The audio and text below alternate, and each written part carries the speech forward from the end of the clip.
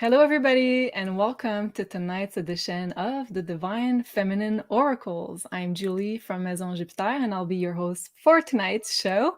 And I have two wonderful guests joining me tonight for the show, so I'm very excited. First, let me help myself by welcoming Meg, my usual co-host, fellow astrologer, soul sister. How are you, Meg? I'm And very uh, good. and welcome to the show. Thank you. I'm very good and very happy to be back on the Divine Feminine Oracle show with you. It's been a little bit. Yeah, it felt like forever. So you've been traveling quite a bit, and now you're bringing back a lot of healing, I guess, with your little cold that you're having there. Definitely. Yeah, I've got a cold, you guys. So sorry if you hear some sniffles and coughs. But yeah, went to Italy and Sicily, which is like a very powerful energy with my family, and a lot of things came up. So just going through some processing. Yeah. Well, we're very glad you're back. So welcome back, Meg.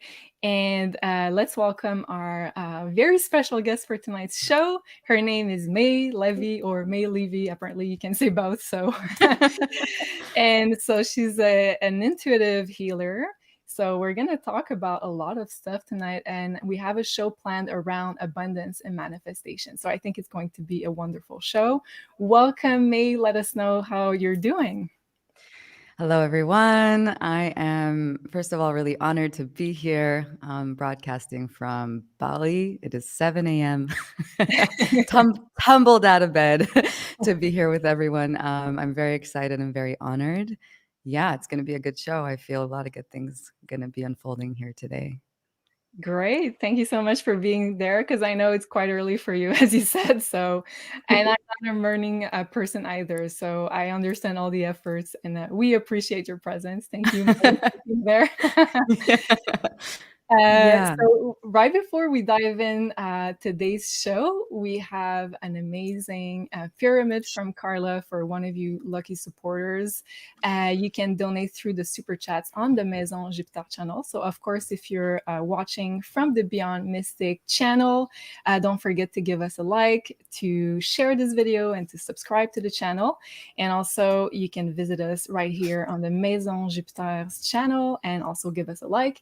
And you can also donate and ask a question through the super chats here on the Maison Jupiter channel. And we're going to have a beautiful pyramids for tonight's show from the amazing Carla from Ascension Organites. So let's look at this pyramid. And Inanna is her name. Hello, everyone. This is Carla from Ascension Organites, and today I have a piece that belongs to the Love Collection. So the Love Collection is all the pyramids that have to do with love, self-love, romantic love, and soul connection. So this one here is Inanna. Inanna is made of rose quartz, rhodonite, red garnet, red jasper, and rhodochrosite. She also has stainless steel, aluminum metals, and the seed of life in silver. So Inanna is actually a Sumerian goddess of love and war. She's all about self-love, self-worth, and connecting to ourselves. I'll give it a quick turn so you can see it.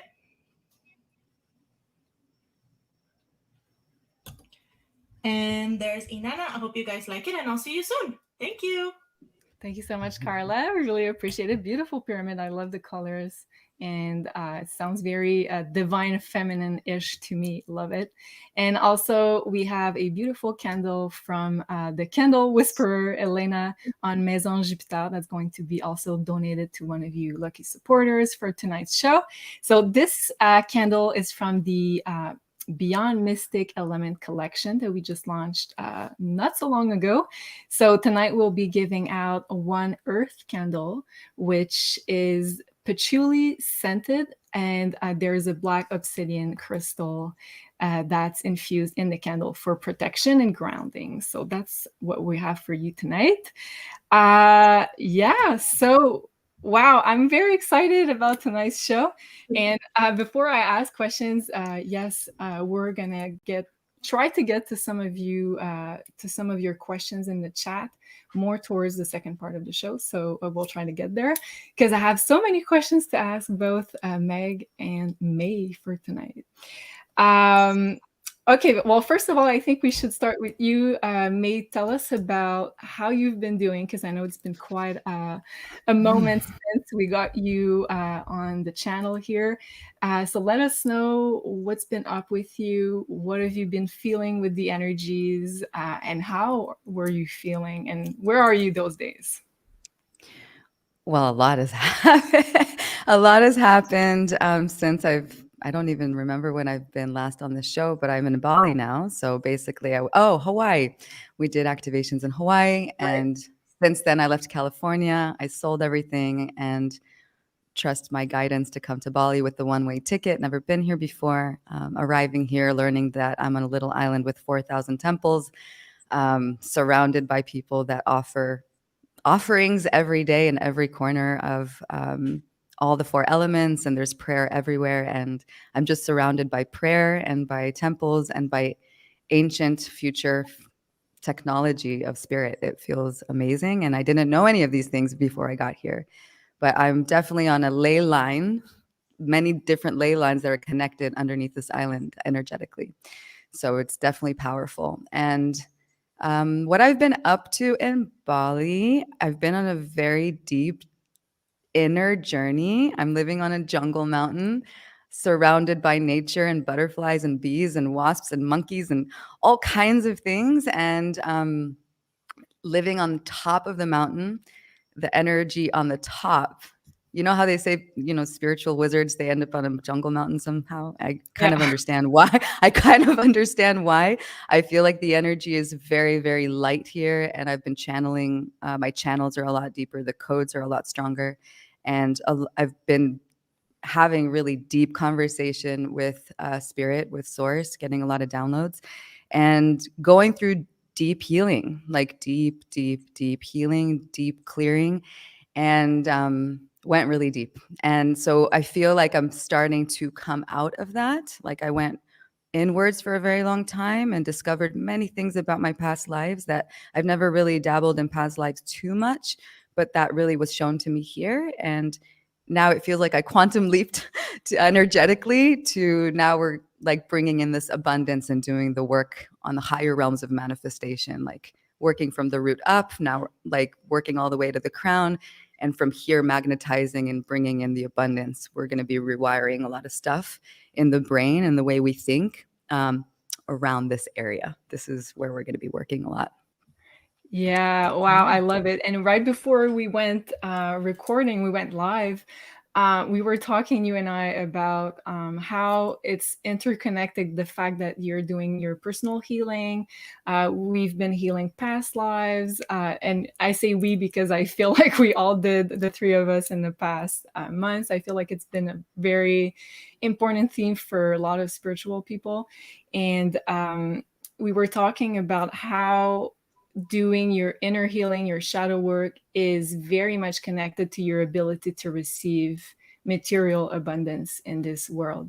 Can you share with us how you've experienced, let's say, this connection maybe between the healing and let's say material abundance coming?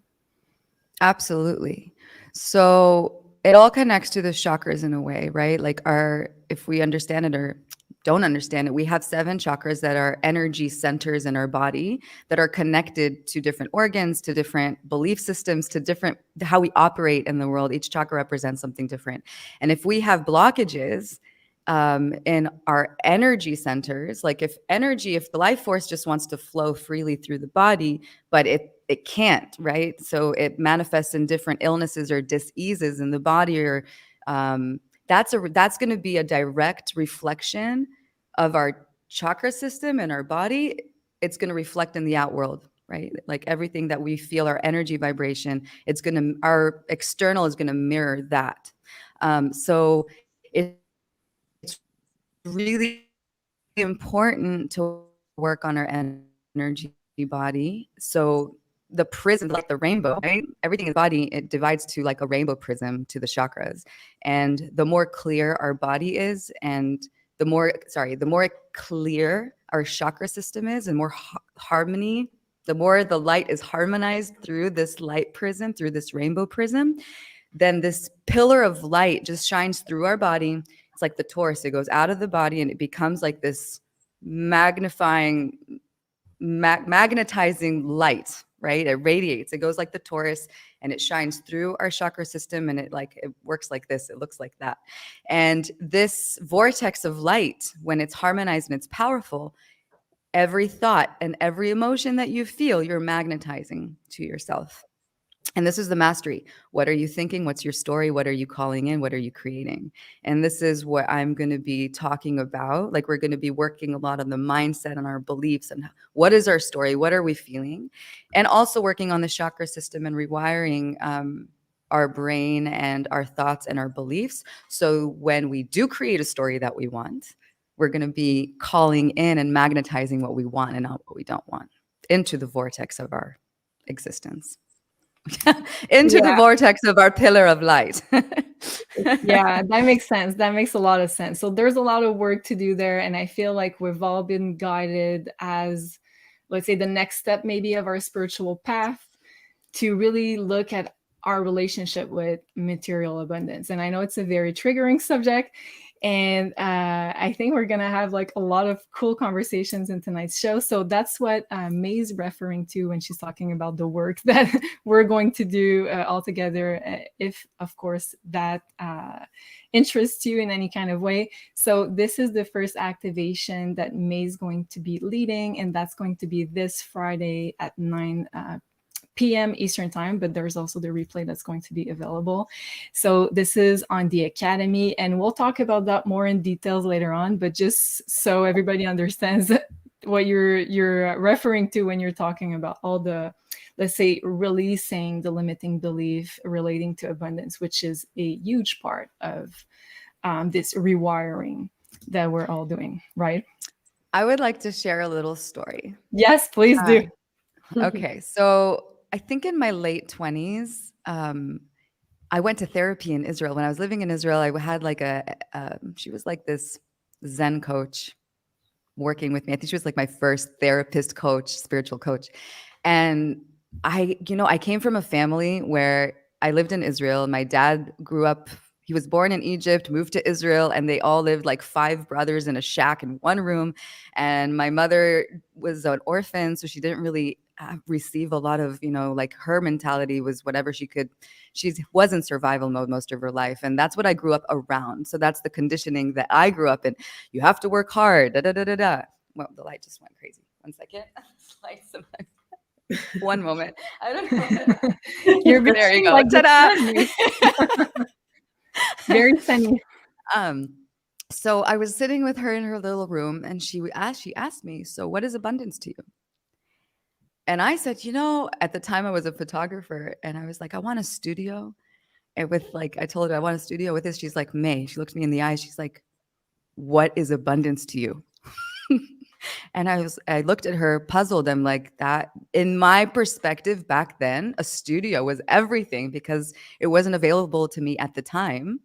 And she really changed something for me, because I looked at her for a really long time, and I really needed to think hard. What is abundance? I didn't really understand the concept. And that really helps me understand today that we're all in different levels, because my concept of abundance have grown so much since then, right? Like, I've really shaped and shifted my whole reality. But we really carry conditioning from our parents. Our parents, God bless them, they have their own narrow vision, right, of what they've seen. Why is this light doing that? Anyway. It's okay. I'm going to dip one more time. I think the light is coming out, and it's shifting a little bit of the light in the room. I might have to shift the light in just a moment. So our parents, they have their own beliefs, and we are the byproducts of our lineage, right? Everything that's been passed on to us, and also of our environment. Yesterday, I spoke to a man in Africa, a really sweet soul, that asked me to help him financially to his family because he's having a hard time, and he's a sweet, sweet soul. And his conditioning, and he's actually in a place where he can't really go anywhere. And how do you take someone that has that mindset to think out of his programming to shift his reality. And these are things that I think about, like we're all coming from different places in the world, from different places with our abundance, what's been given to us through our conditioning. How do we get out of that? And I really do believe, this is my ultimate full belief, that life is all a hologram. It's all, none of it is actually physical matter. We're going out of the concept that survival, something solid, like the survival, like material, into the quantum realm of belief that everything is just vibrating energy. And that we really are the conductors of our creations, of our reality, and we can create with our beliefs and our emotions, whatever we want to create. And that example of the studio that I talked about in that session that I had with the healer is a good example of like where I was years ago and where I am today, living the life that I actually want, and it's available to everybody. And when I was writing these beliefs, so the first part of the series, which is coming up on Friday, it's just removing beliefs. Basically, I'm going to be connecting to the source of all that is. I call it creator energy, and I'm using theta healing technique, which works on clearing limiting beliefs out of our subconscious mind. Basically, everything, well, 90% of how we operate in the world comes from our subconscious, and the subconscious doesn't understand yes or no, good or bad. It understands information. And so when we clear limiting beliefs, it releases it from your soul level, which is past lives, your DNA, your genetics, the history level, anything that's been given to us in school or history or governmental information, radio, technology, all that stuff that's been bombarded at us, and also our core beliefs, which is what's been given to us in our childhood. And we're going to pull out all of those limiting beliefs. Now, as I was writing those beliefs, I was in a journey because I was channeling, I was asking creator for all the beliefs that are important to clear. And some of these things are really triggering because like we all have such a concept of relating to finances and abundance that we're all programmed. So I was even triggered going through a journey, but it was so beautiful writing it because I started off with these like really dark programmed beliefs that like we were born into. And then slowly going into the downloads and writing all the quantum, beautiful, energetic things. And I went through a really like deep journey from like the lower chakras all the way up to the crown to like manifestation and beauty. And everything is possible, and pure possibilities is all around us. So I think we're going to have a lot of emotions come up, but it's also going to be such a beautiful journey. And it's going to be so expansive in the way we think and our belief system. I love that. And I have a lot of questions for you both. And okay, I'm going to ask you, I think a similar question for you, and I'm going to start with Meg. Okay, so as we are all spiritual people, and this is our profession, so usually it means, well, from my opinion at least, it means that we've probably had a couple of past lives doing also spiritual work, right? Mm-hmm. So it's probably not the first lifetime where we spiritually awaken. That's what I mean. And so meaning that we've had a lot of conditioning with limiting beliefs around money, making vows of poverty or whatever. So I'd like to know your personal experience, Meg, and I'm going to ask you, May, after. So what was your relationship to money, and how did you work on it and try to, let's say, maybe heal this relationship in your personal experience? And you can also bring astrology, if, of course, if you'd like to. It's interesting. I always felt, until actually just the past few years, like within the past 2 to 3 years, my whole life embarrassed by money. Embarrassed by being successful, by being seen as a creative or a spiritual person, being kind of, seen and people paying for that. There was this embarrassment energy that I was holding. And my family, I come from 2 parents that have a successful business together. So that's like some inner child stuff that I went through, of being embarrassed by maybe having a little bit more than some of my other friends and experiences that weren't available to them.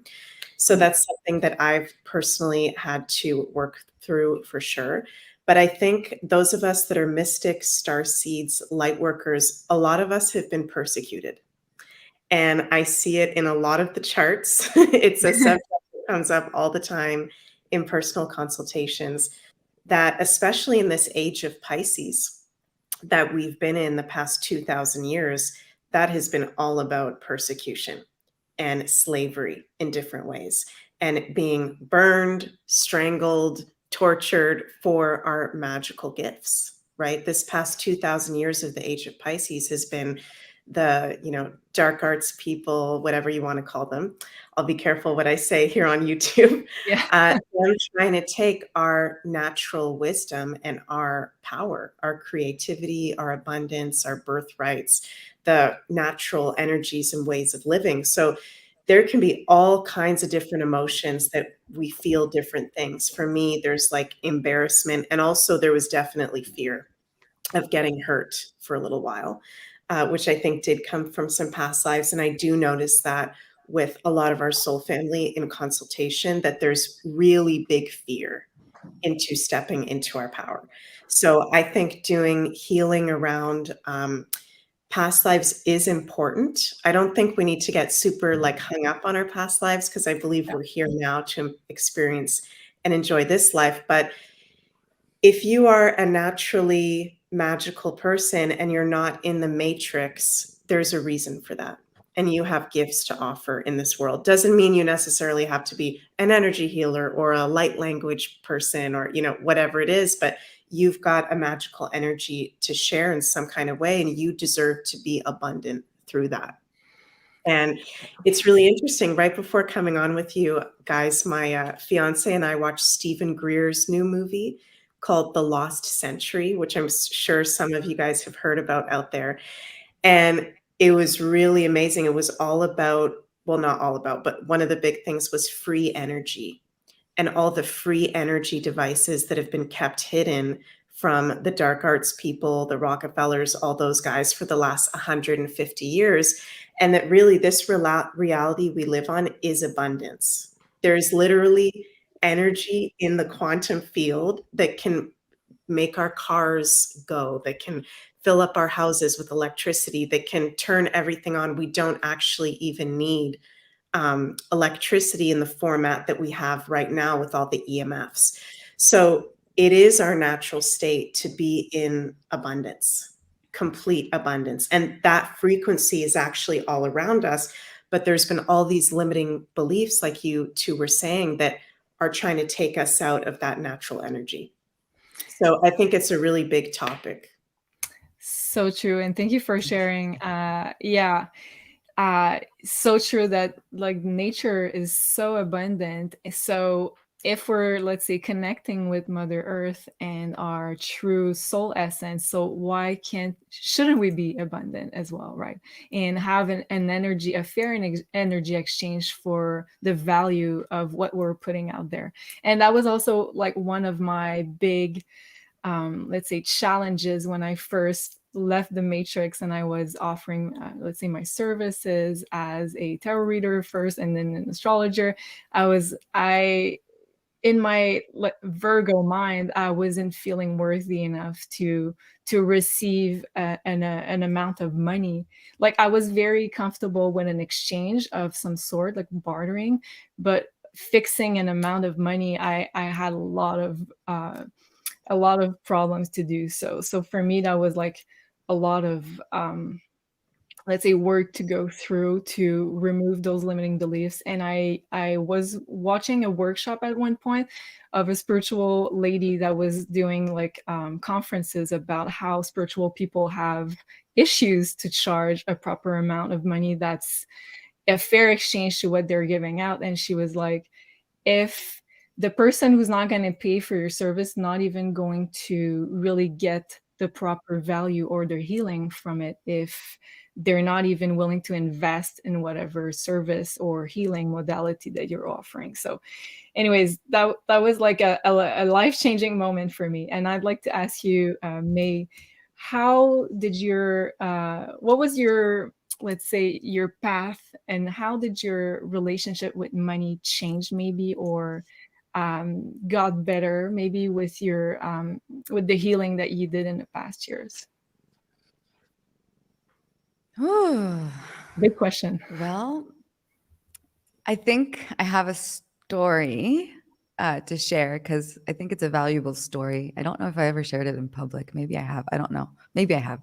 Um, I'll tell a story before I got to being a healer. So, like I said before, that's how I was raised, right, with my family and like this lack mentality. And I think I was growing up in Israel where things were expensive and like there was like this really for me, my experience growing up was a lack mentality, survival mentality, like living in a country of war. We go to the military. It's like you need to make money, you need to work hard, and everybody like works really hard in Israel, has two jobs. Like like a lack mentality. And I used to work in the States after the military. I used to go to the States, work in sales, and that's how I used to make money like for many, like 11 years, I think. And in between that, I had a session with my mom. My mom is a theta healer. She's been doing theta healing for like 15 years by, I think at this time, or maybe more. And every time she offered me theta, I was like, no, no, no, leave me alone, leave me alone. I didn't believe in that stuff back then. And she learned to be she went to teacher training with Viana Stibble, the woman that created theta. And Viana offered healing. She asked somebody in the students who wants healing. And my mom said, I want to give it to my daughter. And the next day, my mom offered me to do a session. And I said, yes. So that's kind of funny how that works. But basically, we did a session on abundance. And before that, I really had a hard time creating abundance for myself. And I don't remember, this was a long time ago, so I don't remember what the root belief was that my mom found. But after my mom cleared it, a month or two later, I created a business that was focused on creating money. So it wasn't a passion. This is important. So I had an idea. I was in photography school and I didn't believe in myself. I thought that I wasn't a great photographer. And so I thought I couldn't create my abundance through photography. That was my story, even though I was awesome at it. And I decided to let it go. And I thought about how I can create abundance for myself. And somehow my May brain remembered this product, this food product I saw in Japan, and something called Ebel Skeever and where was that? And anyways, I don't remember exactly what country, but I created a product called Fun Cake. It was a pancake and I entrepreneured it for a year and I created this whole vision. And oh, the reason I even went there, I went to this bookstore and this book fell out of the shelf and it was, How is This Idiot Rich and I'm Not? And it just fell out of the bookshelf. And I looked at it and I just took it. I read it and my mindset was like, I'm going to be a millionaire. I'm going to make so much money. And then I created this product and I followed like the path of I'm going to be a millionaire. I'm going to invent this pancake and it's going to be so good. And after a year of creating something, I signed a contract with a con artist that stole everything. Now, this was the best, worst thing that ever happened to me. It was hard at the time, but that's when I left Israel and I went to the States, and then I followed and pursued my path as a photographer, as an artist, which was my passion back then. And to discover that that's really what I was amazing at, and I started doing art shows all over the country, it brought me back to my passion and my heart, and it taught me not to follow just finances because it's energy. And if you follow something that is just surrounded by I want to be a millionaire mindset, that's not the way to do it. You can, but it's not going to make you happy. And when I started following my path as an artist, and even though it was difficult in the beginning because I started with nothing, eventually I got to really big, noteworthy festivals and art shows around the country, and I won awards, and it was amazing. During that time, I had my awakening and then started like working as a healer and then entering also that era, like I'm in service now. How do I charge for that service? Started off with a sliding scale. And when I felt that I had something that was really valuable and special and unique, I also had to go into my belief system and do work in there. And I have the tool of theta to check what my beliefs are using muscle testing and then seeing like where it actually comes from. And I have this beautiful tool of energy work and belief work that I've been creating the reality that I want. So if something in my reality, what I've learned, if something shows up in my reality that's not serving me or I'm not enjoying it, I see it as a symbol or like a sign that that's something within me that I need to clear. So I'm never in blame mode. There's the people that walk this earth. Oh, God, did this to me, or this is their fault. Like if you're blaming and shaming everything else, then you have work to do, because really if you start looking at the world as if it's a projection, it's theater being played out through your belief system, you're never going to feel too bad, because you're always like, okay, I have the power to go and change this within me. So that's been the dance that I've been dancing with life, is like, if something is created in my reality that doesn't feel aligned, I go in, I look for what the source is, and then I change it. I love it. And Jen is asking, what is theta healing? So can you maybe help us understand exactly what it is? Yes. So theta is a brainwave. It's basically the state of our brain when we wake up in the morning. It's like that mushy state, like it's a meditative state. And it's also when we go to sleep, when we fall asleep, it's that moment where our body is really relaxed and kind of in dream state. And this is the state where we can program our subconscious. So let's just say the circle behind me is a full subconscious, right? This whole thing here, a circle, is a subconscious. And that is our energy that drives us in the world. So 10% of our conscious mind is what drives our behaviors and our patterns, but 90% operates as, helps, like all of our behaviors and patterns, 90% of it come from the subconscious mind. And that subconscious mind is divided into 4 layers. Like I said before, it's the genetics. Think about everything that we operate in this world is a combination of energies, right? So it's our genetics, it's our history. Like I said before, it's what we've learned in school, it's what the government has taught us, it's in books, it's like historical things that have been given to us, which is not necessarily true. It's what's been given, it's what's been shown. As we know, there's also conspiracy theories and stuff. So not everything is considered truth, but it's the information that we have in our systems.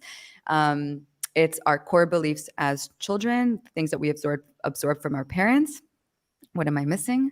Genetics and past lives and soul. So that is the combination of our subconscious mind.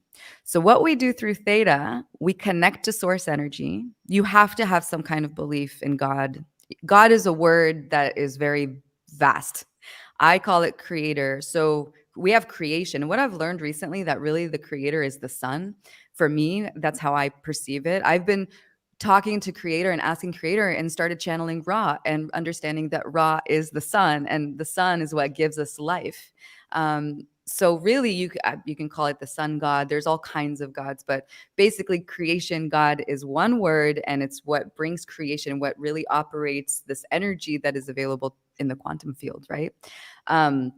So you have to have some kind of belief in energy, right? Because God is energy.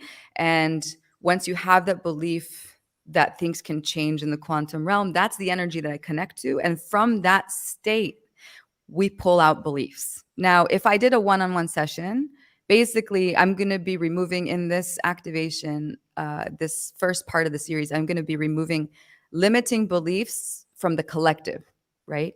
Which is a good thing. But each person also has a root belief, and the root belief lies when something is actually serving us. And it's hard to explain it right now in the show exactly how that works. But if you find the reason of why a pattern that you have, or a behavior that you have, that you operate in the world, serves you, and you find the reason why it serves you, then you clear that. That's your root belief. I totally get it, what you mean. And I think I have an example. Yeah. Okay. So that's it can be the silliest thing also. Like, it doesn't have to be something so major. Sometimes something happened in our childhood that created a fear or something around, like the belief for money or abundance. And it can be the smallest little thing. And that's your root belief. And once you take it out, everything starts to shift. That serving belief is your root belief. Now, I'm not going to be, maybe some of these beliefs, I'm going to be removing about 50 beliefs. That's a lot. Maybe some of them are going to be the root belief for you, but each person is so different and so complex. This work that I'm going to do is definitely going to lift a lot of weight of energy. And then if you want to go deeper, of course, you can find another theta or work with me, whatever. But there's always more work to be done if you still feel that there's some kind of resistance in your field. That could be because there's some root belief still hanging on. And once you learn the technique, it's pretty easy to do it on yourself. And if you use a pendulum, I use a pendulum. You can also use your body as a scan. Basically, when you start learning how to use a pendulum as your muscle tester, or there's different ways to do it, when you muscle test, the muscle test answers your subconscious. It doesn't answer what you believe. There's a way to ask certain questions. You would actually state, you won't ask a question, you actually state a statement, and then your body answers that statement, and it answers from your subconscious, not from your conscious mind. So there are ways to learn how to find your beliefs, and then there's all these techniques that you can clear them out and then download. And then in theta, after we clear it, we actually have to replace it with a new belief that does serve us. So Right. I also have about 60 downloads prepared for everybody. It's really, really good work. This is like the most powerful work. And on top of that, I've also been mastering the law of assumption. We'll get to that in just a moment. I can share about the law of assumption. This is I think this has been the missing link for me. And recently in the past month, I've been practicing it. So I'll just share about that. So just for a moment, because I think it's a good time to do that. So basically there's the energy chakra healing, right? Clearing our energy, and then theta that works on the brain wave, and then practicing affirmations and doing the practice and visualizing and feeling and being in the future, assuming what you already want as truth. And I'm creating for this activation a meditation to listen overnight. So people can listen overnight during these sessions, to do this homework every night to reprogram the subconscious mind with affirming the future belief or the future desire of where we want to be. And all of those things combined together is mastery. I love it. Yeah. I love it. And yeah, when you were talking about how, let's say, a limiting belief could be serving something at your core, I was thinking about how a lot of people are saying, as an excuse, let's say they want to start like their own business, their own project or something, and their excuse is, oh, I don't have the money. Or let's say, I'd like to make this really life-changing trip, spiritual retreat, but my excuse is, I don't have the money, right? But I feel like the core issue, if you peel the onion, is that it's the courage probably that they're lacking. So it's serving a purpose because they don't have to face their fears. And I feel in some shape or form, we're probably all guilty of it at some point. But I feel like the core issue is not to confront your fears, because you're placing the blame on the lack of money to serve this cause, right? Is it? Yeah, go ahead. Well, it's also connected to a belief. So the fear is a byproduct of the belief. I can't have it. I don't have the money. The money's not going to come in. Like all the stories that are running our subconscious, once she has that story running, that the emotion, the fear is the byproduct of the belief. She changes the belief, the feeling changes. The feeling changes, the external changes, like the reality changes, the hologram changes, if that makes sense. So yes, there's a lot of people like, oh, I don't have money for that right now. Hold up, don't cancel that, cancel clear, because we are affirming our reality once we really understand that. If you walk this earth with the notion that every word you say was going to be tattooed on your face, every thought that was going to be tattooed on your face, what would you think? What would you be saying? Knowing that every single thought is going to be tattooed on your body. So if you start practicing with that awareness, like, wow, every thought I am saying is a print of, it's printed out in the energetic field of my existence, you'd start thinking again of what you're going to think and what you're going to say. Oh, for sure. Oh, for sure. And I'd like to bring you, Meg, into the conversation to what, in your opinion, is, let's say, triggering all those conversations around money, and what in the astrology, in your opinion, is responsible for this whole focus on changing our relationship to money and, let's say, welcoming even more abundance into our lives? Right. Well, that's a really good question. And I think there's multiple different layers to that. But I think the biggest thing would be that we're entering a new galactic greater astrological age that we've all heard of, called the Age of Aquarius, which is the beginning of a golden age, 15,000 year cycle of a golden age. And when we are in golden ages, we are not in lack mentality. We are not in war mentality. We are in peace, and we are in complete abundance and alignment. So we are reprogramming ourselves from, I believe, not just ourselves and our past lives, parallel lives, all that stuff, but also our ancestors, I feel. What our ancestors, our DNA connections have also gone through for the past 2,000 years, even 10,000 years, that we've been in a time where it hasn't been so heightened as when we're in a golden age. So I think that's going on. I think more specifically for right now, we've got a lot of Taurus influence in the current astrology, with Jupiter being in Taurus and the North Node in Taurus for just the next month. I think we've got 1 month left of the North Node in Taurus. Right. And Taurus is our values and money and abundance. So this is with the North Node being in Taurus right now, and Jupiter, the expander, expanding that vibration. It's all about our values, our beliefs, like May Levy was saying so eloquently. And I think the natural timeline as well. We're being tested on, do we want to be in that natural higher timeline, or are we going to go into the transhumanism timeline, where that is not going to be abundance, and that's going to be a really weird purgatory? And I don't think most people are going there. Side note, I want to say, I think most of us, I think even people that are not like turned on light workers and star seeds we're going there. I would say most people are going there. I think you have to be in a really weird, dark space to not be going on that higher timeline, because I don't think you have to have personally a certain belief about a certain God or do a certain practice. It's just being open-hearted and a loving person, right? So as the vibration changes on the planet, with us going into this golden age, people that we never thought are going to start waking up more and more and more. And those of us that are the way showers are going to help people to stay on that natural timeline, if you will, that Taurus energy of being connected to Mother Earth, the free energy, like I was talking about, that's fresh in my mind. That movie was really cool, guys, that Lost Century by Stephen Greer. So really check it, because it was, I've heard about, the free energy before, but then he was showing graphics of what the world is going to look like without all the cables and the cell towers, because we're not going to need any of that. Right. The pavements, that means no electromagnetic fields. Like, things are going to change so much more than I think we even realize. So this whole abundance topic is really, really important, because us way showers as well are going to be helping to build that new golden age. There has to be people that are able to be abundant to invest in, certain things that are going to help us in this age of Aquarius. So it's a really, really powerful time.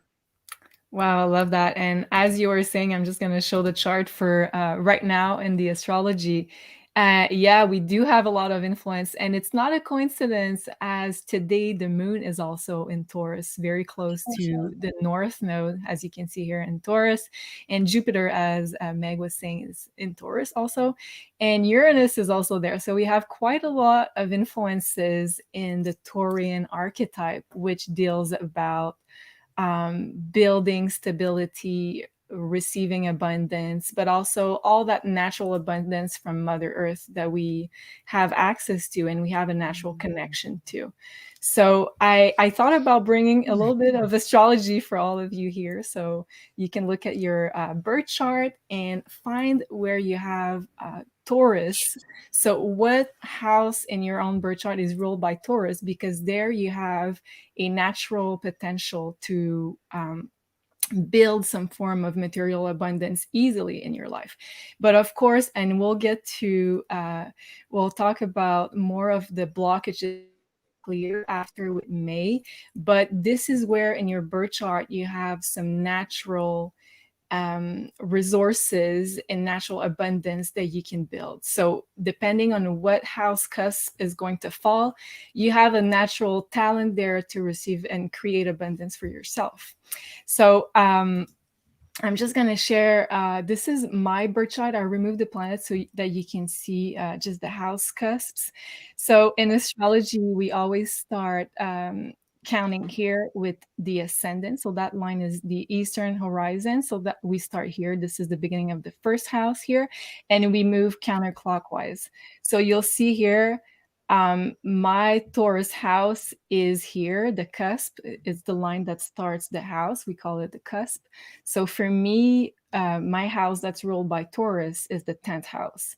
So for me, that means that I'm going to have this natural ability to create abundance for myself through the 10th house, which is career, public role.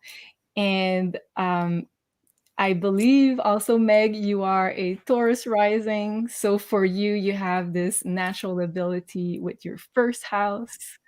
So we'll get to that. So if you want to go with me on a little astrological journey, and then we'll continue our amazing conversation about abundance. So I made slides because, I'm a Virgo sun and a Mercury in Virgo. So I love concise information. So here, if you have a Taurus like Meg that rules your first house, it means you're a Taurus rising. So I made a couple slides about how to manifest material abundance regarding what house it rules in your birth chart. So if you don't know what house it rules, you can look on maisonjupiter.com. We have the personalized birth chart, or you can go on any website that's going to calculate your birth chart and look where like here in my little example, you have to look for this symbol here, which is Taurus, and see what house cusp falls in the Taurus sign. So if it rules your first house, like Meg, it means that you have a natural ability to manifest material abundance through your personal projects. And also your appearance, your own energy is going to attract and magnetize others and projects and opportunities and abundance towards you. So really focus on your own energy and focus on yourself, because that's going to be really the start of your natural ability to manifest material abundance in your life. And if I'm missing anything, Meg, please add to my list. So if you have Taurus that rules your second house, it means you're an Aries rising. So it means that you'll have to prioritize the right investments with your resources. So investing into what you think has value, because the Taurus archetype is all about value. And as May said before, value, what you're going to give value to, is going to change from one person to another. So for people that have a Taurus second house, it means that you have to prioritize with your resources what is worth your investment. So either investment of time, of money, of energy. But as you get better at prioritizing that investment, you'll get more of this Taurus manifestation, material abundance. Also, Taurus rules your second house and means you can make a lot of revenues from your professional works, because I use the second house also as a revenue from your work.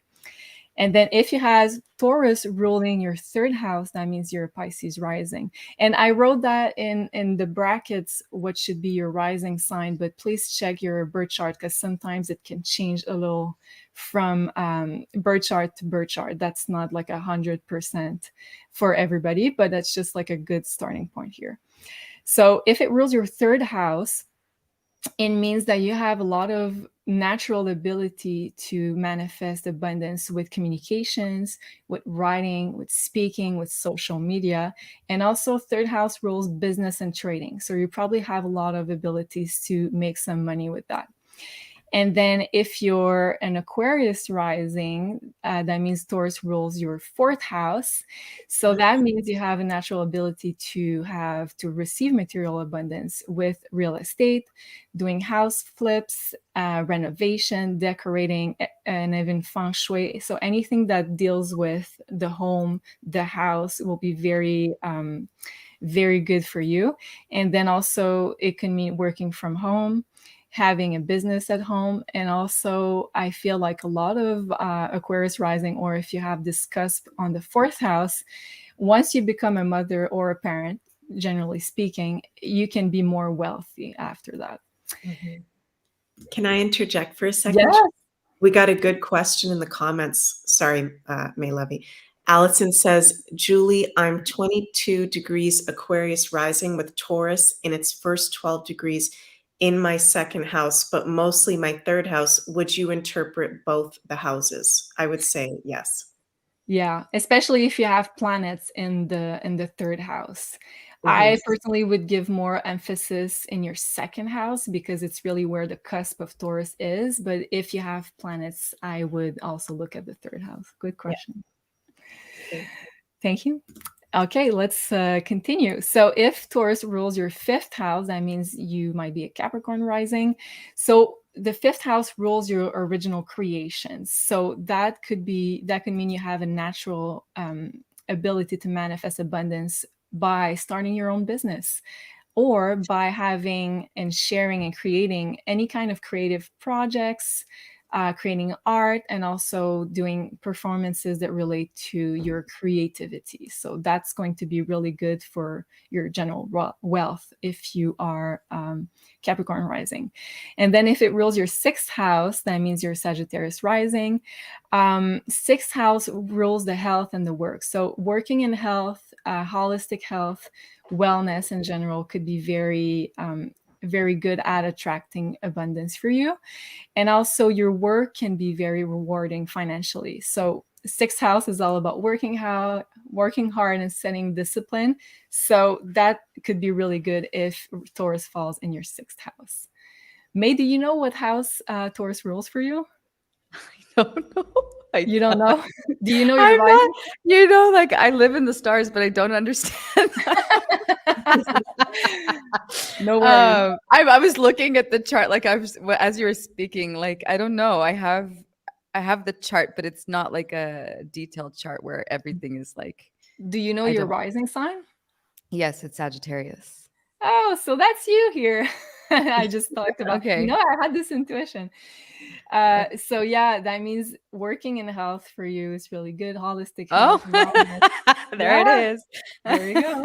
There you go. Working hard, discipline. There's my father. No, I'm kidding. So, it's a Virgo house. So anything that's Virgo, and also like having a routine is good for you guys, having Taurus in the sixth house. I'm a Libra sun, but I have like 4 Virgos in my chart. Like I have a lot of Virgo. Love interesting. It. Yeah. So you must be already pretty good and consistent with your work schedule and routine. And I think I'm pretty good at it. Yeah. Good. That's a good balance. Okay, so if you have Taurus ruling your seventh house, it means you're Scorpio rising. So for you guys, it's a bit funny because becoming wealthier can be, let's say, correlating with having a spouse or a business partner, because your abundance is connected to the other people. So the seventh house is any kind of partner. So it could be a romantic partner, but also a professional partner. So usually if you have Taurus at your seventh house cusp, a lot of people become wealthier once they get married or once they, let's say, start a project with a partner. So I wrote collaborating with partners, colleagues, having a clientele too could be really good for you. And if Taurus rules your eighth house, that means you're a Libra rising. So you could be becoming wealthier through other people's resources. So using other people's resources to help you become even more abundant materially and financially. And there's a good way to do it. You don't need to, of course, do it the wrong way. And also, if it rules your eighth house, that means the occult, astrology, tarot, becoming a truther, because it rules any kind of conspiracy theories. I wrote in brackets because we all know that they are pretty much true. But also it rules therapy, shadow work. So if you're involved with any of those themes, it could be really good for you in order to attract material abundance. And then lastly, I hope you're keeping up with me. I think you are. This is great, Julie. Really good information. I'm sorry? Really good information for everybody. Thank you, Meg. And if you have anything to add, just let me know. Mm-hmm. Okay, so if Taurus rules your ninth house, that means you're Virgo rising. So if I use the whole sign, I Taurus rules my 10th house, but since I'm a Virgo sun, I could also use this one. So for Taurus that rules your 9th house, studying could be really good for you in order to help you attract even more financial abundance, but also not just studying, but really mastering a subject in your career is going to really help you getting even more of that abundance, because the 9th house rules higher knowledge. So if you can really become a master of one subject, is going to really help you tremendously. And also the 9th house rules spirituality. So if you're into that, it could really help you. And any kind of teaching is the 9th house. So for Virgo rising, it could really help you attract even more material abundance. And also the 9th house rules traveling, living abroad, dealing with international clients and collaborators. So yes, and you see here the link with what I do. So that could be really good for Virgo risings. And then Taurus ruling your 10th house, like me, if you're a Leo rising, then your career is a source of abundance. Being out there in the public could really help you attract even more abundance. And becoming an authority of some kind, because the 10th house rules authority figures, becoming a leader, and also becoming a father for men. I wrote that because usually the father is the more structured parent, but it could be becoming a parent in general. And also, if you're Cancer rising, meaning Taurus rules your 11th house. So for you, abundance is going to come through connections, your network, knowing the right people. It could also deal with social media, internet, websites. Using new technologies is going to really help you attract this abundance. And lastly, if Taurus rules your 12th house, that means you're probably a Gemini rising. So that could deal with organizing spiritual retreats, having spiritual projects. Also, living abroad could really make you wealthier if you're Gemini rising. And also anything that rules the 12th house, which is spas, hotels, travel. And the last line is more like doing the spiritual work on yourself is going to really help you attract, because the 12th house rules the unconscious. So really doing meditation, guided meditation, like May Levy is going to do this Friday, for example, working before your sleep to really have the right mantras in order for you to be in the right state of mind to manifest even more, rewiring your unconscious, and also working on your limiting beliefs. Whew. So yeah. So I hope it helps. That's awesome. Let me know in the chat if that resonates with your rising sign, or if you know what house Taurus rules. And Meg, did I forget anything in that list? Do you have anything to add with the astrology?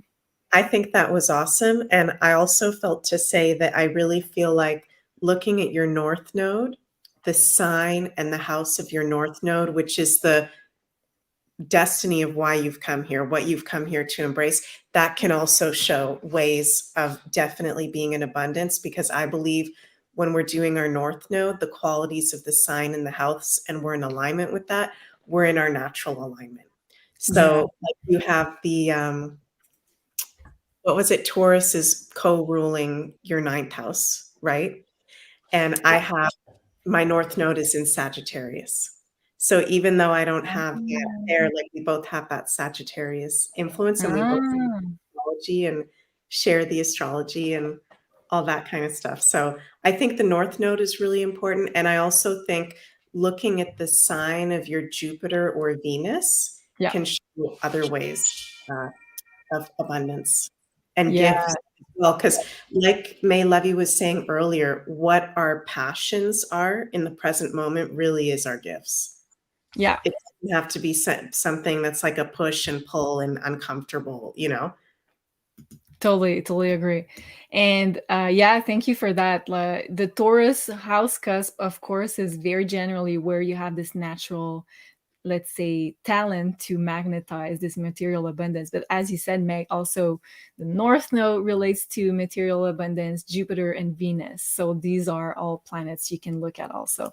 And yeah, I'd like to ask you, May, In your opinion, what is the difference? Because you shared this story about wanting to create this business, and your intention behind it was, let's say, more uh, of a brain type of intention than a heart, I would call it, type of intention. So, according to you, what would be the difference in, let's say, trying to manifest from the head versus trying to manifest from the heart, something that really passionates you?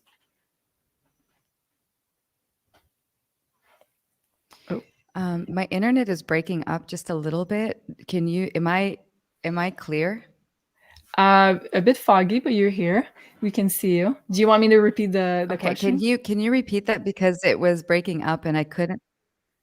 Sure. Yeah, but Uh, maybe just wait just like 30 seconds for it to stabilize. 1 second, because it's like not, it does this sometimes. So I let's can also. try for a moment. Let's see if it comes through clear. Okay. I can hear you. Let me know if you hear me, May. Is I that can. okay? Yeah. Okay. Maybe I'll. Okay, let's May, give are it a you shot. okay? Let's give it a shot. Okay. So, according to you, what would be the difference in trying to create something, trying to manifest some form of abundance, um, with more the brain versus the heart place, something that's really in alignment with you, you're passionate about it? So what would be the difference between the both type of manifestation, and how can we reconnect the head with the heart, trying to manifest from like more of a unity consciousness type of place? Well, that's a great question. First of all, I think that it works together, but we have to be conscious of what's going on in each area, right? So, like, if we're operating just from our thoughts and we let the monkey mind run the show, that can be interesting, right? It depends what the monkey is saying. And if you're not connected to your heart and you let the monkey mind be the driver in the car, that's what you're going to be creating. And once we have the awareness of our thoughts, meditation really helps with that. Once we get a hold of our thoughts and really witness our thoughts instead of letting it run the show, we have the ability to say, nope, I'm not letting you run the show. And I'm going to go back into my heart and I'm going to create a new story, and I'm going to feel the passion in my heart and that love in my heart, feel that emotion of what I want to create. And so you work together to harmonize that. My light is really dancing around. I'm really apologize for the lighting. It's okay. You're very bright, very bright. The light is So that's changing from because it's like the sun is coming out, so it's changing everything. Don't worry about I it. don't It's know fine. what's going on. Can you wait a minute? No, let me Yeah, turn the light off. Can you hang on 1 second? I'll bring Meg in the meantime on the screen. Wow. I'm trying to unmute you, but I think you muted yourself. Oh, Yeah, I muted myself. Sorry. we're all good. But I just said that Bali life. Nothing wrong with that Bali I life. love that. I love that. Okay, do you have your cards nearby, Meg? I do. You I don't know what's going on. It's just really bright. Hang on. It's fine. Don't worry. Can you maybe pull some cards? Why are we guided to talk about abundance, and why do we need to change our relationship to money right now? So why is it important right now? Okay, I'll pull some Lenormand cards first, and then a couple of the astrology cards. Cool. And while you do that, Libby's saying here on the screen, isn't ascendant and rising the same thing? Yes, you're totally right. Sometimes I say ascendant, sometimes rising sign. That's the same thing. So the ascendant would be the cusp of your first house, and the rising sign would be the sign that rules your ascendant or the first house cusp. So I hope it makes sense. But yes, it's the same thing. Mm-hmm. Yeah, well, just got a really clear answer from my Lenormand cards. So in the Lenormand, the Seath, which is the first card, I always pull 3 and they kind of make like a little bit of a sentence. The This internet is not great. Oh. It's breaking up. We see you. One moment. Okay. I'm just gonna mute you, man, in the meantime. Oh, okay. Go ahead, Meg. Sorry. Yeah, sure. So the Seath is about cutting things away and cleansing, and there's like an immediacy to the Seath, actually, like having to do it right now. And the moon card in the Lenormand is working hard. It's kind of like Capricorn a little bit. So we're being told there's cleansing and cutting away to have to do of, I think, our limiting beliefs of what we are here to really be doing work-wise. I think a lot of us may be going through a similar thing of actual work that we're being called to do at this time to up-level it. Because then the last card is the Clover, which is like a really lucky, positive card of abundance, blessings, love, and luck. So I think it has to do with work opportunities and us up-leveling professionally. Wow.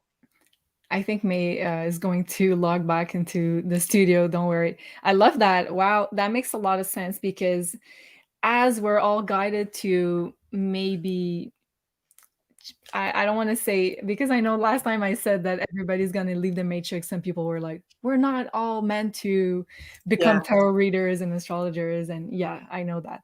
But I think we have to get closer to let's say our talents, our gifts in this lifetime, what we love to do, what we're here to bring as a service to others. So Mhm. I believe as getting closer to that is going to, for us, make us confront a lot of those, let's say, conflicting thoughts with money, with resources, and we're going to have a lot of clearing to do. Totally. So, I just pulled some astrology cards too. yeah. And exactly what you were just saying. And I was thinking in my mind, and then the card said it. Neptune, the North Node, and the 12th house, which is ruled by Wow. Neptune. So two Pisces, Neptune influences, which I feel are saying like it is spiritual to be a construction worker. It is spiritual to be an investor. Stepping out of the matrix isn't you have to go be an energy healer or you have to go be a person on Beyond Mystic. It can be living consciously outside of the shackles of this age of Pisces that we've been in whatever your talent or natural gift is, that is spiritual. I love And that. that is destiny. Wow, I love that. And also the fact that you have, was it Neptune in the 12th house, Yeah. which also rules the unconscious and what May have been talking about, which is theta healing. You're as good as I am with showing cards. I'm like, Always trying to show which the cards. side is it? I love it because it really, really resonate with what May was saying and the work that you're being called to do, May. And welcome back in really trying to I'm heal. sweating. May, I'd like to ask you, in your healing work, let's say, what are the most common limiting beliefs that you've healed or you've been, let's say, confronted with? What's the most what are the most common limiting beliefs that you're seeing when you're doing that type of work regarding abundance? I love your questions. It's fun questions. Yeah. I don't think anybody's asked me that before. The one that's connected to abundance that's really popular, if I'm successful, I will die. If I have money, I will die. And I think it's because some people in a past life died or killed for having abundance. Maybe they got robbed. Wow. And yeah, that's very, very common. What else is popular? Wow. And it's like Meg was saying earlier, it's like it's preventing you from being in your own power, which is probably the main fear behind the money, right? Yeah. Also, if I'm successful or if I'm abundant, I'll remain alone. I'll be alone. That's another really common belief that people are afraid to be successful because they'll lose all their loved ones. Wow.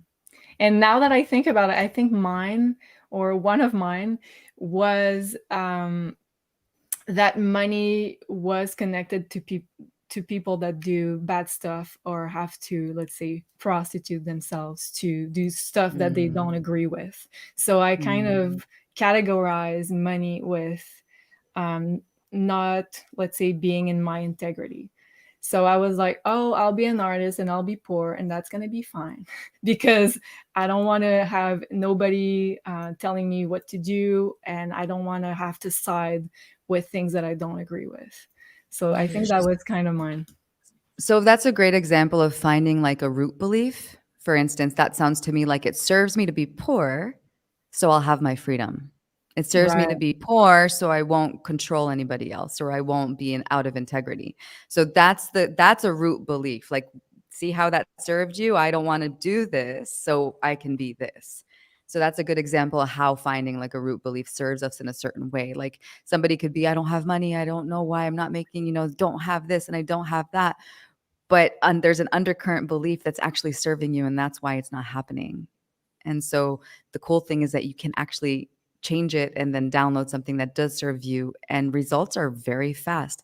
I recently took this younger girl here in Bali. I took her under my wing. I met her. She's a yoga teacher, and she shared with me that the most money that she made a year before that was $4,000. And I started working with her on beliefs, and she just created her first retreat a month later, and it was successful. So Wow. that's a good example of how fast it can happen when you don't have. I think she had a belief that if she stays poor, love will show up and take care of her. Yeah. Yeah. So like if I stay in my scarcity mindset, Prince Charming is going to come on a horse and he's going to save Wow. me. And then I'm going to get love. So her mindset of being poor is actually translated to being loved. This is how interesting these things work, right? It all comes from a place that she wanted to be loved, but it was not serving her. We removed that belief. A month later, she's doing a retreat. There's 10 people. That's pretty good for a first retreat ever. Suddenly, the money that she made in 1 year, she made in one day, in one weekend.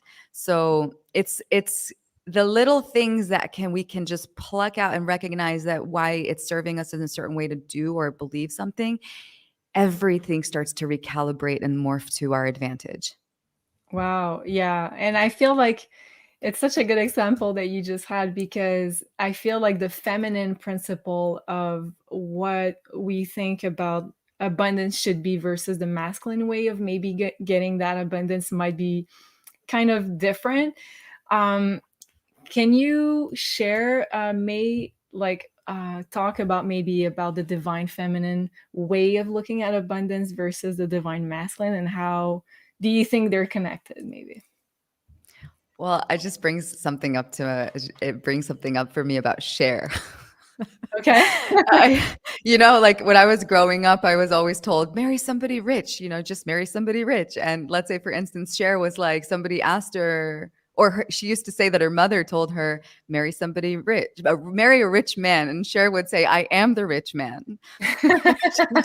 She doesn't need to marry a rich man because she created that for herself. Like there's a concept of the divine feminine, let's not say the divine feminine. Let's just say in the fairy tale of Cinderella, and the fairy tales that have been given to us in Hollywood, and our fairy tales and all these tales that we've been told, the woman, the feminine, is saved by the man, right? And if she's saved, that's translated to love. And then the man is becoming like the savior. So he chooses all these women that need the saving, but can also be taken like these women take advantage of the man and take advantage of their money. And it's not love based. It's totally root chakra based. What can I get out of this man? What can he buy me? What is he going to do for me? That's all. What is he going to buy me? That's measured on, the love is measured through materialism. Yeah. And the balance, what I believe, and we all have what I believe currently at this time, that can change. But what I believe is that when we are a pillar of light and a pillar of light, and we are grounded in our knowing who we are, when we know who we are, it's easy for us to create. We become our creators of our own reality, right? Whatever that is. If you want to create a family, if you want to create materialism, if you want to create art projects, if you want, whatever you want to co-create, once you understand who you are and you know yourself, you become that creator. And so when a creator meets a creator, feminine, masculine, balanced, also the feminine is a balanced form of masculine and feminine energies. And the masculine is a balanced form of, that is the ideal of the feminine and masculine polarities. And when they are synced, I'm doing this like when both are intertwined and balanced and they come together, then they're not dependent on each other. And when a connection is not codependent, it becomes pure love. It becomes unconditional love. And from that place of unconditional love, when you're not dependent, you don't need something from someone, then that really is God energy. I really do believe that comes into the pillar of light. And then that light is so balanced that it actually has the ability to heal the earth. That's how I perceive it. I think I perceive it exactly the same way. Thank you. That was beautiful. Beautifully said, May. Thank you so much. And yeah, so to remind everybody here, beautiful activation coming up. This is going to be this Friday. Well, for Canada, United States, because I know you guys are in Bali, or a day. Is it before or after? I believe that I'm going to be a day ahead at 9:00 in the morning, and you're going to Yes. be a day back at 9 p.m. This is like so puzzling for my brain. I'm like, I know. Yeah. So let's just talk about Eastern time, and then you guys can make the math according to your own time zone. So this is going to be live this Friday, June 16, 9 p.m. Eastern. But of course, if you're not available at that time, it will be also available with the same link on replay. So this is going to be the first activation for the new series that May Levy is going to offer on the Beyond Mystic Academy. That's going to be the Abundance and Manifestation Activation Series. And this is going to be the very first activation about releasing limiting beliefs relating to abundance. So you can register right now. This is already on the Academy page. So that's beyondmystic.academy. Did I mention everything, May, or did I forget something about the activation? No, would you like to know all the episodes, like what's coming up, like from each episode, what that's going to be about? Or like, I think we did cover this whole first series, like the first episode of this series of abundance and manifestation. There's a lot of good things coming as well in the whole series. So if you are interested to know about that, I think we can just put the information on the bottom or in the link. For sure, but we will. Yeah. Sorry, and also I forgot to say it's a sliding scale principle of energy exchange. So it's between 22 and 222. And if you, as always, if you're into some financial difficulty and you would like to attend, please send us an email. This is also available on this link. So you just need to click register now. And there's the email there if you'd like to attend with, let's say, a lesser amount or for free. So just write to us if that's the case. And okay, so going back to you, Meg, in your consultation, I'm curious, do you often see, let's say, blockages regarding financial abundance? Do people ask a lot about where can they manifest abundance? Is that something you see quite a lot? Quite a lot, yes. For sure. So I'm really excited that May Levy, you're going to be doing this because I think it's very, very needed. And those of us like-minded soul family, we need to be stepping into the next level of what we're here to do. I don't think any of us are behind. We're not missing out. It feels like we're really on this precipice of a time where we are like leaders and way showers in this time. And it's important for us to be in abundance because there's going to be a whole waves of people that are going to start doing inner work and things that we maybe did years ago or this year. And then we're going to have to guide them through that as well and bring them into the abundance. So yeah, it does come up and I'm really excited that you're going to be doing it, May. Thank So you. cool. Me too. I'm curious, like also for me, like how is this going to evolve also in my path and everyone that's joining? The cool thing is that when you do it together, it amplifies the manifestation and the abundance field because there's more thought going into it and more energy of all of each one of us is a crystalline. All of our bones are like crystals and they are actually radiating energy. So when we all do it together, the more we do it together, the more it amplifies the energetic field. So Yeah. everything, so much is available, and I'm so excited. The age of Aquarius, age of Aquarius. I love it. And right before we do a final turn of the round table, is that what we're saying? The final right before our final roundtable, don't forget also you can book with Meg for a one-on-one consultation, and also don't forget to use Beyond Mystic in one word to get 10% off as usual. And Meg is offering 2 different type of consultations, so either the 1-year personal forecast as she looks at astrological transits that are going to influence your chart, so how to take really the best advantage of those transits, and also the birth chart reading, looking at your own blueprint for this incarnation and really try to maximize the manifestation possibilities. Where are we looking at dates, Meg, for your next consultations? I think the end of August, I have a few consultations available. So then we can go to September. Okay, amazing.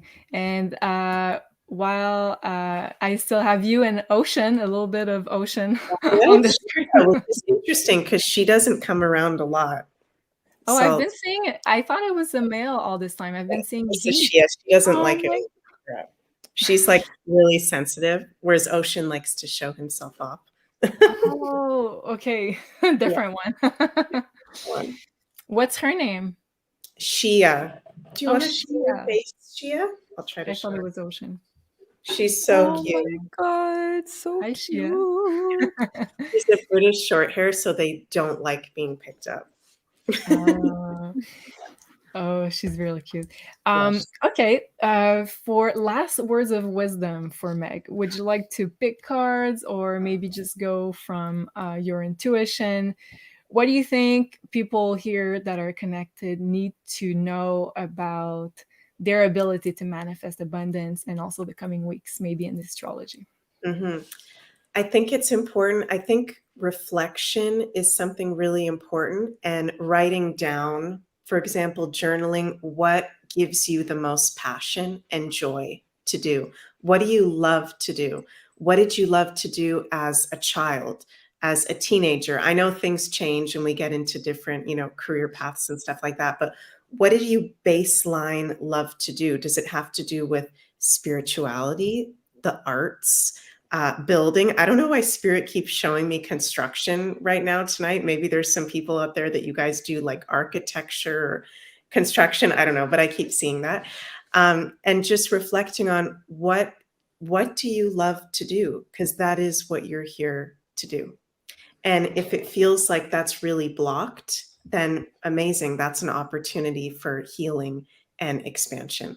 So that would be my words of wisdom for now, is just being really in alignment and aware of what it is that you want to do and what gives you the most joy and what are your interests.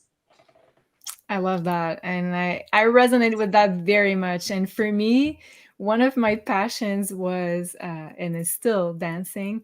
And I feel like whenever I'm in that frequency that I included in my day-to-day life, I feel like I'm way more in sync with my let's say my chakras are very aligned when I'm dancing, when I, let's say, integrate more of the dancing. And I feel like I'm becoming more magnetic for all sorts of good opportunities, good people, abundance of all forms when I'm in that zone, as opposed to, let's say, sometimes when I'm too busy and I'm like, no, I don't have time for that. So I feel like it's such a strong message and I'm going to use it for myself. So thank you.